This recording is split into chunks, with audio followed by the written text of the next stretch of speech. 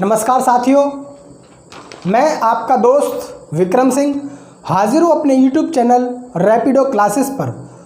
और साथियों, आज मैं आपके सामने जो PET 2022 का जो नोटिफिकेशन आया है उसके संबंध में कुछ महत्वपूर्ण जानकारी आपके लिए देना चाहता हूँ। जो स्टूडेंट्स, जो विद्यार्थी PET 2022 का आवेदन करने के लिए जा रहे हैं, उनके लिए ये वीडियो बहुत महत्वपूर्ण है, बहुत इम्पोर्टेंट है।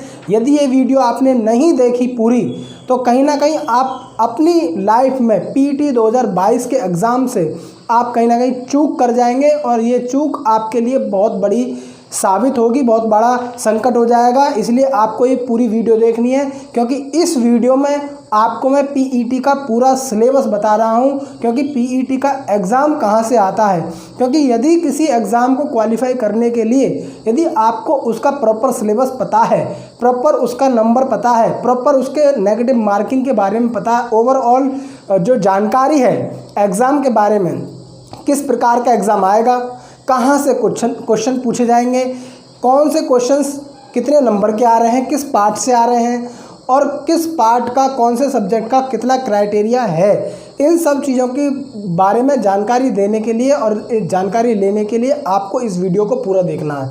तो साथियों, चलते हैं अपनी वीडियो की तरफ। और इस वीडियो में बताने से पहले आपको बता दूं कि जो लोग मेरे चैनल को नए हैं, जुड़े हैं, पहली बार देख रहे हैं, कृपया प्लीज़ सब्सक्राइब जरूर करें और मेरे चैनल के बेल आइकन को बटन को ज़रूर दबाएं, ताकि लेटेस्ट नोटिफिकेशन आपको तुरंत मिलता रहे। ऐसी लेटेस्ट अपडेट जानकारी अब मैं आपको तुरंत देता रहूँगा। बहुत सारी ऐसी अपडेट्स होती हैं जिनको आपको पता नहीं होता, क्योंकि मैं वीडियो के माध्यम से वो जानकारी आपको देता रहूँगा। तो चलते हैं वीडियो की तरफ। मैं आपको बता दूँ कि PET 2022 जिसे UPSSC कराती है, जिसे UPSSC कराती है, इस एग्ज़ाम को कंडक्ट कौन कराता है? UPSSC। इससे पहली वीडियो में मैं आपको बता चुका हूँ कि आवेदन कब से शुरू हो रहे हैं, लास्ट डेट क्या है, कितनी फ़ीस किस कैटेगरी की है और कब अपनी फ़ीस को आप सब समायोजन करा सकते हैं, कब अपनी फ़ीस का अपडेट देख सकते हैं और इसका एग्ज़ाम कब होगा, लास्ट डेट क्या है, सब चीज़ें मैं आपको बता चुका हूँ। लेकिन अब जो ये वीडियो है ये सिलेबस से रिलेटेड है, क्योंकि एग्ज़ाम का फॉर्म भरने के बाद मेन चीज़ होती है कि आप तैयारी किस लेवल की करें, कहाँ से तैयारी करें। तो वो पॉइंट्स, वो सिलेबस आपको पता होना ज़रूरी है। तो बात करते हैं सबसे पहले कि ये जो PET 2022 का जो एग्ज़ाम है, आप देख रहे हैं PET 2022 का एग्ज़ाम। इस एग्ज़ाम में टोटल नंबर ऑफ़ क्वेश्चंस जो होंगे वो 100 क्वेश्चंस होंगे। ठीक है दोस्तों, कितने क्वेश्चन होंगे? 100 क्वेश्चन होंगे। और मैक्सिमम नंबर और जो क्वेश्चंस होंगे वो 100 क्वेश्चन होंगे। और 100 क्वेश्चंस में आपको एक नंबर, एक क्वेश्चन का 1 मार्क्स होगा।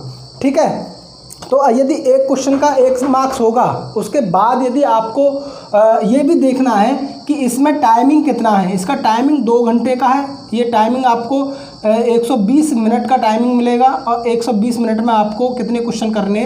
100 क्वेश्चन करने। जिसमें बहुत सारा सिलेबस है, बहुत सारी जानकारी आपको देनी है, क्या क्या सिलेबस है, क्योंकि सिलेबस इतना ब्रॉड है कि आप लोगों को इसके बारे में थोड़ी जानकारी होगी, लेकिन कम होगी कि कहाँ से कौन से क्वेश्चंस आते हैं। ठीक है, तो उसके बाद अब हम बात करते हैं कि इसमें नेगेटिव मार्किंग कितनी है। नेगेटिव मार्किंग कितनी होगी? 1/4 की इसमें नेगेटिव मार्किंग है। और 1/4 4 क्वेश्चन लगातार या 4 क्वेश्चन गलत हैं तो आपका 1 मार्क्स आपके सही वैसे कट जाएगा। ठीक, उसके बाद हम बात करते हैं कि इस पेपर को कुल कितने भागों में बांटा गया है।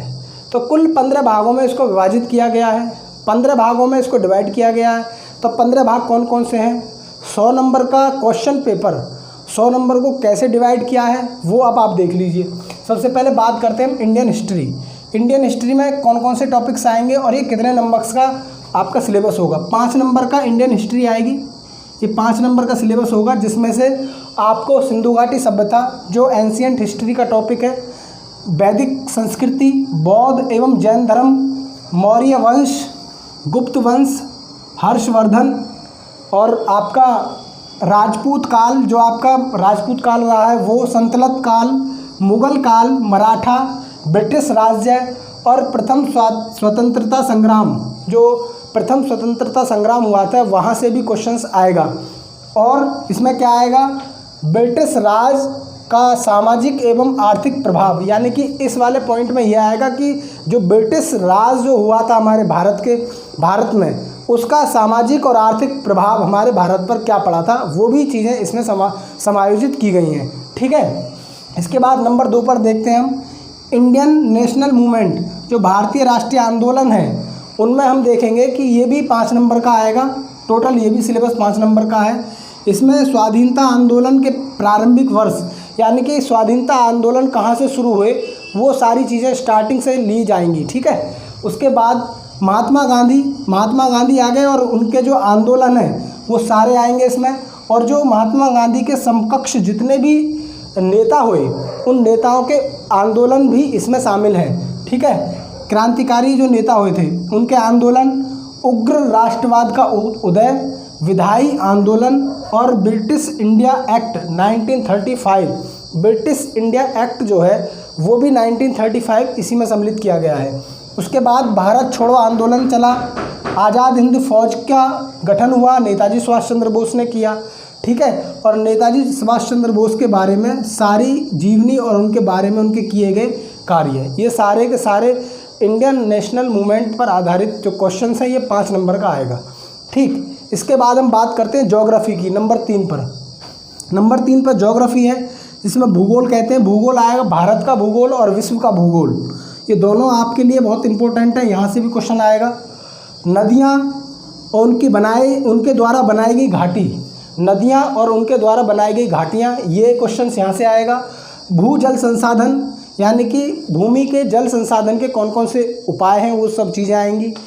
पर्वत आएंगे, पहाड़ियाँ आएंगी, हिमनद आएंगे, और इसमें क्या आएगा, मरुस्थल आएंगे, जो शुष्क क्षेत्र हैं वो, वन आएगा, फॉरेस्टेशन और डिफॉरेस्टेशन वाली चीज़ें आएंगी, और खनिज संसाधन आएगा। भारत का राजनीतिक भूगोल आएगा, जलवायु आएगी, मौसम परिवर्तन आएगा, और जनसांख्यिकी आएगा, यानी कि जनसंख्या में ग्रोथ और मृत्यु दर, जीवन दर, ये सब चीज़ें इसमें आएंगी। ठीक है, इसके बाद हम बात करते हैं, ये भी 5 नंबर का सिलेबस है, ये भी 5 नंबर का ही आएगा। नेक्स्ट हम बात करते हैं इंडियन इकोनॉमी। नंबर 4 पर इंडियन इकोनॉमी में क्या आएगा, भारतीय अर्थव्यवस्था 1947 से लेकर 1991 तक, यानी कि अब आप इसमें देख लीजिए, भारतीय जो अर्थव्यवस्था थी, जो आज़ादी के से पहले की जो अर्थव्यवस्था थी उसके बारे में कुछ आएगा, और उसके बाद जो आज़ादी के बाद की जो अर्थव्यवस्था है उसमें क्या क्या सुधार हुए, 1991 तक क्या क्या चीज़ें डेवलप हुई, योजनाएं कौन कौन सी आई, वो सब चीज़ें आएंगी। ठीक है, योजनाएं, पंचवर्षीय योजनाएं, मिश्रित अर्थव्यवस्था, हरित क्रांति आएगी, दुग्ध व्यवसाय आएगा, ऑपरेशन फ्लड आएगा, बैंकों का राष्ट्रीयकरण और एवं उनमें सुधार, जो राष्ट्रीयकरण हुआ था बैंकों का वो, और उनके डेवलपमेंट और उनका सुधार आएगा। 1991 में अर्थव्यवस्था में क्या सुधार हुए, वो सारे सुधार आएंगे। और 2014 के बाद भारत की अर्थव्यवस्था में, ये बहुत महत्वपूर्ण पॉइंट है, 2014 के बाद भारत की अर्थव्यवस्था में आर्थिक, कृषि, ढांचागत, श्रम और अन्य जितने भी सुधार हुए हैं, आप उनको करंट में पढ़ना, और वो चीज़ें वहाँ से ज़रूर आएंगी। ठीक है, ये भी 5 नंबर का पूरा सिलेबस है। इसके बाद हम बात करते हैं इंडियन पॉलिटी, संविधान की विशेषताएं, नीति निदेशक तत्व, मौलिक अधिकार, मौलिक कर्तव्य, संसदीय प्रणाली, संघ और केंद्र शासित प्रदेश, ये पॉलिटी का चैप्टर है, पॉलिटी का पूरा सिलेबस दिया है। इसके बाद इसमें आ जाएगा केंद्र और राज्य के बीच में जो संबंध है, वो संबंध क्या है, न्यायिक ढांचा और सर्वोच्च न्यायालय और उच्च न्यायालय, इन दोनों के बारे में आएगा। जिला प्रशासन, जो जिले लेवल का प्रशासन होता है उसके बारे में आएगा। स्थानीय निकाय और पंचायती राज, यानी कि जो नगर पालिका, नगर निगम होते हैं उनके बारे में, और पंचायती राज जो ग्राम विकास से रिलेटेड है, वो सब चीज़ें आएंगी। तो ये सारा का सारा 5 नंबर का है, पॉलिटी भी 5 नंबर की आएगी। नेक्स्ट नंबर 6 पर हम बात करते हैं जनरल साइंस, जो सामान्य विज्ञान है। इसमें प्रारंभिक भौतिक विज्ञान आएगा, जाहिर सी बात है सिंपल आएगा, ज़्यादा उच्च लेवल का नहीं आएगा, 10th क्लास तक आएगा। रसायन विज्ञान आएगा, प्रारंभिक जीव विज्ञान आएगा। ये तीनों विज्ञान, तीनों साइंस आपके 5 नंबर के हैं। आपको इसका तीनों साइंस का ज्ञान होना चाहिए और तीनों साइंस को आपको पढ़ना है 10th लेवल तक का। ठीक है, उसके बाद हम बात करते हैं मैथमेटिक्स। पूर्ण संख्या, भिन्न दशमलव, यानी कि हम ये कह सकते हैं इसमें होल नंबर आएगा, फ्रैक्शन आएगा, डेसिमल नंबर आएगा, परसेंटेज आएगा, गणितीय समीकरण आएंगे, जो मैथमेटिकल इंडक्शन जो इक्वेशंस होती हैं वो आएंगी, स्क्वायर एंड स्क्वायर रूट आएगा, करनी यानी कि सर्ड एंड इंडिसीज आएगी, एवरेज आएगा, और भी एक आध चैप्टर आ सकता है, लेकिन ये मुख्य रूप से इतने चैप्टर्स हैं ना। इसमें प्रॉफिट एंड लॉस है, और बाकी जो इसमें सिलेबस छूट रहा है वो इसमें नहीं आएगा, उस पर आप ज़्यादा फोकस ना दें वो स्टूडेंट्स जो पीईटी 2022 की तैयारी कर रहे हैं। क्योंकि अगर आपको सिलेबस पता है और सिलेबस के बारे में अच्छी नॉलेज है, कहाँ कहाँ से सिलेबस लिया है, अगर उसी सिलेबस पे आप कवर करके रखेंगे तो सिलेबस को जल्दी कवर करेंगे और आपका एग्ज़ाम भी बहुत अच्छी तरीके से तैयारी होगी। ठीक है दोस्तों, तो इसके बाद हम नेक्स्ट अगली जो 7 नंबर से आगे की जो सारी चीज़ें हैं उनको, नंबर 8 पर हिंदी का पूरा सिलेबस है। हिंदी के पूरे सिलेबस में आपको क्या क्या चीज़ें आएंगी, क्या क्या चीज़ें पढ़नी है इस पूरे पीईटी एग्ज़ाम को क्रॉस करने के लिए, तो वो चीज़ें अब देखते हैं अगले इस पार्ट में कि हिंदी का कौन कौन सा टॉपिक्स आएंगे। देखिए संधि आएगी, सारी संधि आएंगी, जो भी गुण संधि, यड़ संधि, जितनी भी संधि है, संधि विच्छेद आएगा, विलोम शब्द आएंगे, आपके पर्यायवाची शब्द आएंगे, वाक्यांशों के लिए एक शब्द ये आएगा, लिंग आएगा, भिन्नार्थक शब्द आएंगे, जो भिन्नार्थक वो वाले शब्द आएंगे। दूसरा इसमें मुहावरे आएंगे और इनकी लौकिकतियाँ आएंगी। मुहावरे और लौकिकतियाँ आप जानते हैं क्या होते हैं। और सामान्य अशुद्धियाँ आएंगी। सामान्य अशुद्धियाँ का मतलब है क्वेश्चन आएगा और उसमें आपसे पूछेगा कि इसमें क्या अशुद्धि है, वो वाले क्वेश्चंस आएंगे। लेखक आएंगे, लेखक और उनकी रचनाएं आएंगी।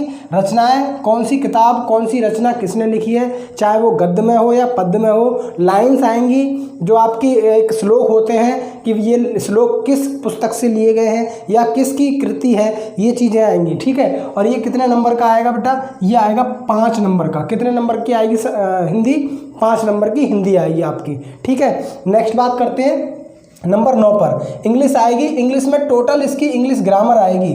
जो इंग्लिश ग्रामर है, सारी इंग्लिश ग्रामर आएगी, जो भी इंग्लिश ग्रामर में आप लोग पढ़ते हैं। ठीक है, उसके बाद अनसीन पैसेज आएगा। अनसीन पैसेज आएगा जिस पर प्रश्न पूछे जाते हैं, क्वेश्चन होते हैं, उनके आंसर आपको छांटने होते हैं। तो एक अनसीन पैसेज आएगा, वो आपको करना है। इंग्लिश का जो पोर्शन है 5 नंबर का आएगा बेटा, 5 नंबर की इंग्लिश आएगी टोटल। ठीक है, नेक्स्ट बात करते हैं हम रीजनिंग बात करते हैं। तर्क शक्ति कितनी आएगी, वृत्त और लघु आएगा, क्रम रैंकिंग आएगा, रैंकिंग ऑर्डर और क्रम वाला जो व्यवस्थीकरण होता है वो आएगा, ब्लड रिलेशन आएगा, रक्त संबंध आएगा, जो संबंधित क्वेश्चंस होते हैं, समूह से भिन्न आएंगे, कैलेंडर आएगा, घड़ी आएगा, कारण और प्रभाव आएगा। ठीक है, ये जो कुछ चैप्टर्स जो दिए हैं इन पे ही ज़्यादा फोकस रखना है। अन्य यहाँ से जो चैप्टर्स नहीं दिए उन पे आपको ज़्यादा फोकस नहीं रखना है, वहाँ से क्वेश्चन नहीं आएगा। कोडिंग और डिकोडिंग आएगी और कथन और निष्कर्ष आएगा। ये रीजनिंग आपकी 5 नंबर की आएगी बेटा, 5 नंबर की रीजनिंग आएगी आपके पीईटी एग्जाम में। ठीक है, नेक्स्ट बात करते हैं करंट अफेयर्स। करंट अफेयर्स में कोई सिलेबस नहीं दिया है। करंट अफेयर्स कहाँ से आएगी, किस टॉपिक से आएगी, भारत की आएगी या अंतर्राष्ट्रीय लेवल की आएगी, वो आपको खुद से पढ़नी है। करंट आपको पढ़नी है, और भाई ये करंट यहाँ से 10 नंबर की आएगी। करंट का रोल बहुत ज़्यादा है, इसलिए करंट पे ज़्यादा फोकस करें। और मैं सजेशन ये करूँगा, करंट पढ़ने के लिए आप डेली न्यूज़पेपर पढ़ें और गहराई से पढ़ें, अध्ययन करें उसका, और जो समसामयिकी आती है, घटना चक्र आते हैं, उनका अध्ययन करें, क्योंकि करंट वहीं से ज़्यादा निकलती है और वहाँ से आप उसको अच्छे से कवर कर पाएंगे। ठीक है, नेक्स्ट बात करते हैं हम जनरल अवेयरनेस, सामान्य जागरूकता की बात करें तो भारत के पड़ोसी देश और राजधानी और उनकी मुद्रा, यानी कि भारत के कौन कौन से पड़ोसी देश हैं, उनकी राजधानी क्या है, उनकी मुद्रा क्या है, वहाँ की करेंसी क्या है, इन सब के बारे में आपको जानकारी करनी है। भारत के राज्य, जो भारत में राज्य हैं, जो केंद्र शासित प्रदेश हैं, उनकी राजधानी, वो राज्य कब एस्टेब्लिश्ड हुए, इन सब चीज़ों के बारे में आपको सब चीज़ पढ़नी है। कितने राज्य हैं और पूर्ण राज्य का दर्जा किसको मिला, ये सारी चीज़ें पढ़नी है। और भारतीय संसद आएगी, संसद के अंदर लोकसभा आएगा, राज्यसभा आएगा, विधानसभा आएगी, जो राज्य की विधानसभा होती है, विधान परिषद आएगा, राष्ट्रीय एवं अंतर्राष्ट्रीय दिवस आएंगे। जैसे आपने देखा होगा अंतर्राष्ट्रीय दिवस और राष्ट्रीय दिवस, योगा दिवस अभी गया है, योगा दिवस विश्व योगा दिवस होता है, वो अंतर्राष्ट्रीय हो गया। तो इस तरीके के क्वेश्चन आएंगे, एक क्वेश्चन आएंगे। विश्व संगठन आएंगे, जो आपके अंतर्राष्ट्रीय लेवल पर जो संगठन बने हुए हैं वो संगठन आएंगे, उनके मुख्यालय कहाँ हैं, वो सारी चीज़ें आएंगी। ठीक है। भारतीय पर्यटन स्थल आएंगे, जो भारत में पर्यटन स्थल हैं वो आएंगे। भारत की कला एवं संस्कृति आएगी। भारत एवं विश्व का खेल, भारत में और विश्व के खेल आएंगे, कौन कौन से प्रसिद्ध खेल हैं, उनमें कौन कौन से पुरस्कार दिए जाते हैं, वो सारी चीज़ें आएंगी। भारतीय अनुसंधान संगठन कौन कौन से हैं, वो उन सारे नाम आपको पता होना चाहिए, कहाँ उनका मुख्यालय है, वो सारी चीज़ें। प्रसिद्ध लेखक और उनकी पुस्तकें आएंगी, और पुरस्कार आएंगे, किस किस खेल में कौन कौन सा पुरस्कार दिया जाता है, कौन कौन विजेता रहा, कौन उपविजेता रहा। जो आपके बैडमिंटन है, हॉकी है, बहुत सारे ऐसे खेल हैं जो इंडिया में और बाहर भी खेले जाते हैं, वो सारी चीज़ें आपको पढ़नी है। तो ये पोर्शन 10 नंबर का है बेटा। ये करंट अफेयर्स और सामान्य जागरूकता, ये दोनों चीज़ें 20 नंबर की हैं। आपको ये आप दोनों 20 नंबर की हैं, इन दोनों को ज़्यादा फोकस रखना है। ठीक है। नेक्स्ट बात करते हैं हम जलवायु परिवर्तन पर आधारित और पर्यावरण पर आधारित कुछ आपके गद्यांश और पद्यांश आएंगे, जिनके आपको क्वेश्चन आंसर देने हैं। ये टॉपिक रहेंगे और उन पर आपके दलित गद्यांश आएगा, जिसकी विवेचना और विश्लेषण करके आपको ये 2 गद्यांश आएंगे, और प्रत्येक गद्यांश से 5 प्रश्न आएंगे। तो 5 प्रश्न 1 से होंगे, तो 5 दूनी 10, तो 10 नंबर का एक पार्ट आएगा। ये आपको ध्यान रखना है, यहाँ पे ज़्यादा फोकस देना है। ठीक है। नेक्स्ट बात करते हैं हम ग्राफ। जो ग्राफ होता है, पाई चार्ट होता है, ग्राफ होता है, बार ग्राफ होता है, इन सब चीज़ों के बारे में आपको नॉलेज रखनी है। ये भी 2 आएंगे और प्रत्येक पर 5 प्रश्न आएंगे। 5 दूनी 10, 10 नंबर का ग्राफ आएगा। तालिका आएगी, तालिका का विश्लेषण करना है। 2 तालिकाएं आएंगी, जिनमें प्रत्येक पर 5 प्रश्न आएंगे, तो ये भी 10 मार्क्स का है। तो साथियों, ये पूरा सिलेबस है, इसको आपको बहुत गहनता से अध्ययन करना है, बहुत अच्छी तरीके से अध्ययन करना है। और मैं आपको बता दूं, ये पीईटी का जो एग्ज़ाम होता है, ये 1 साल के लिए वैलिड होता है। जब रिजल्ट आता है, रिजल्ट की डेट से लेकर 1 साल तक ये वैलिड होता है। और 1 साल में जितनी भी समूह ग की और ख की जो निम्न स्तर की भर्तियां होती हैं वो निकलती हैं, उनमें आप अप्लाई कर सकते हैं। तो ये चीज़ें थी, आपको सिलेबस बहुत अर्जेंट बताना था, क्योंकि इस सिलेबस की नॉलेज के अभाव में कुछ बच्चे बहुत ज़्यादा चीज़ें गलत पड़ जाती हैं। आप सिलेबस पे फोकस ज़्यादा करेंगे तो कहीं ना कहीं आपको पॉजिटिविटी मिलेगी और आप उस दिशा में सही जाएंगे। ठीक है। तो आज की वीडियो के लिए इतना ही। ये बहुत महत्वपूर्ण जानकारी थी। मेरे चैनल को जरूर सब्सक्राइब करें, साथ ही साथ बेल आइकन का बटन जरूर दबाएं, और ऐसी ही लेटेस्ट अपडेट आपको देने के लिए मैं तत्पर हूं। मैं विक्रम सिंह, मिलता हूं अगली वीडियो में। जय हिंद, जय भारत।